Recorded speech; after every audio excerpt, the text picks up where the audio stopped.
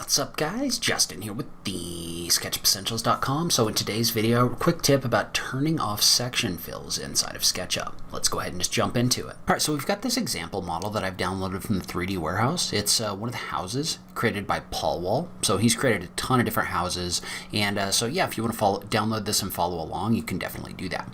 But a lot of the time, what people want to do is they want to see inside of their houses using a section plane, right? So a lot of the time what you'll do is you'll go into your large tool set right here, or you go to Tools Section Plane, and you'll add a section plane like this. So if I tap the up arrow and click, it's going to add a section plane.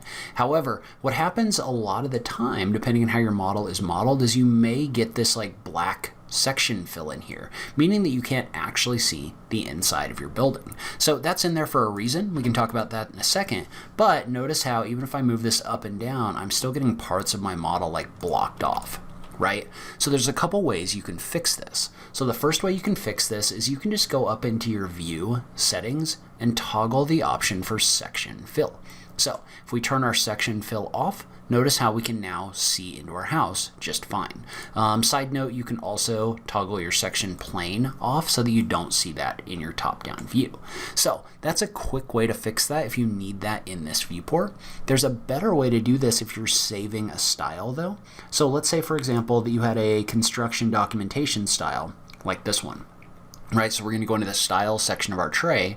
We want to save this so that we're not showing a section fill in here. Well, the way that you can do that is you can edit that in your style settings right here. So if you go to edit, you go to the option on the right hand side of the page over here. So when you do that, there's an option in here to toggle your section fill on and off. Note that there is also an option here to toggle your section fill color. So if I toggle this on and I adjust my color, you can see that this is going to adjust inside of my scene.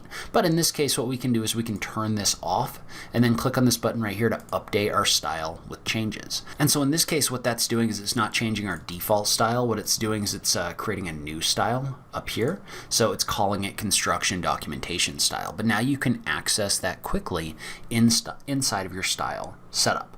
And just real quick, what this is there for is, let's say that I was to model out a wall like this. So if I was to just do something quick like this, we'll go ahead and pull this up a little bit, and let's toggle that section plane off for a second. So if I turn that off, we've got our wall, right? If I turn it back on, it's giving us a cut right here.